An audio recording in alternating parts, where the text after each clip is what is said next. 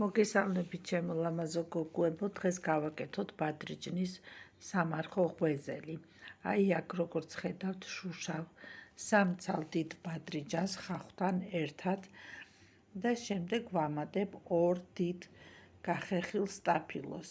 ეს ყველაფერი მოვშუშოთ კარგად, დავუმატოთ მწვანე და წითელი ბულგარული, ერთი წითელი და ერთი მწვანე ბულგარული.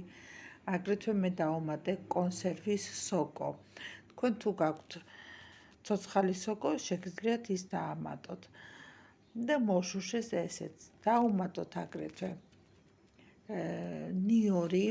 ნიორი, როგორ მშრალი ნიორი. დავუმატოთ ტკბილი წითელი პაპრიკა და აგრეთვე დავუმატოთ მარილი. აი ეგ დავუმატე ახლა მე ორეგანო. და აგრეთვე აქ საბერძნეთში იყიდება აი ესეთი ბოსტნეულის სუნელი. თქვენთან თუ არის საქართველოში, დავუმატეთ, მართლა ძალიან უხდება. ბოლოს დავუმატოთ ოხრახუში თვალის ზომით, სადღაც ნახევარი კონა. და აი ეს ჩვენი გულსართიც უკვე სამარხო გულსართიც, მართალი გითხრათ, აი ესეც რომ მიირთვათ ძალიან გემრიელი. აი ახლა ვუმატებ ბოლოს მარილს, როგორც ხედავთ და ჩვენი გემრიელი გულსართიც მზად არის. ახლა ჩემო ძვირფასებო, ავიღოთ ფორმა, რაშიც გინდათ რომ გამოაცხოთ და წაუსვათ ზეთი. შემდეგ ფენად, აი ახლა როგორც ხედავთ, დავაფინე მე ცომი, რომელიც იყიდება აქ ჩვენთან ხორიადიკო, ესე ქვია, არის ღვეზელებისთვის და აი ახლა ნახეთ როგორ ჯვარიდინად დავაფინე, რომ ყველა მხრიდან იყოს, რომ არ გამოვიდეს ჩვენი გულსართი ღვეზელიდან და ყოველ დაფენაზე, როგორც ხედავთ, აი ესე მოასხით ზეთი ოდნავ. აი აქ მე მგონი 3 ფენა დავაფინე უკვე თუ არ ვცდები და აი ესეც მეოთხე. და აი ახლა მეოთხე ფენას რო ვაფენ, შემდეგ ისევ ზეთი რა თქმა უნდა და შემდეგ დავაყაროთ, მოვასხათ ჩვენი გულსართი. აი გულსართიც ნახეთ რა ფერებია, მართლა რა გემრიელად გამოიყურება და მართლა კი არა, არის კიდევაც მართლა გემრიელი.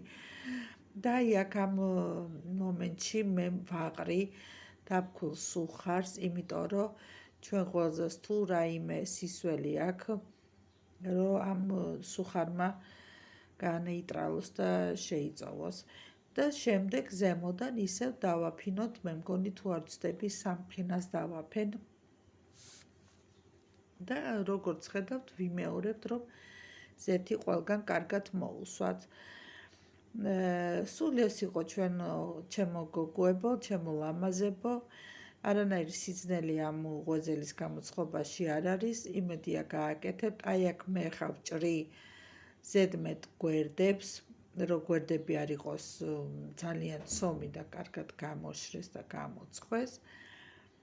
და აი აქ ხედავთ, რომ გვერდებს უკეცავ, რომ გულსართი გარეთ არ გამოვიდეს, აი ესე ლამაზად. შემდეგ ისე ბოლო ეტაპი არის, რომ მოვასხათ ზეთი გვერდებშიც აუცილებლად, რომ კარგად დაიბრაწოს ჩვენი გვერდები და გამოვაცხოთ ეს ღვეზელი 200 გრადუსზე, ზედა ქვედა წვაზე, ანუ სანამ არ დაიბრაწება ზემოდან. აი აქ ხედავთ როგორ დაიბრაცა ჩვენი ღვეზელი და აქვს ძალიან რაწუნა ცომი. იმედია აი გადაგხვდით გესმით. სულ ეს იყო ჩემო მეგობრებო, როგორც ხედავთ, არანაირი სირთულე ამ ღვეზელის გამოცხობაში არ არის. გააკეთეთ, იმედია გამოიწერთ გვერდს, რითიც მე ძალიან გამახარებთ და ველი თქვენს კომენტარებს. ვინც არ მარხულობთ, შეგიძლიათ აგრეთვე ამ ღვეზელში შეურიოთ ყველი. მე კიდევ მომავალ გემრიელ ვიდეომდე გემშვიდობებით.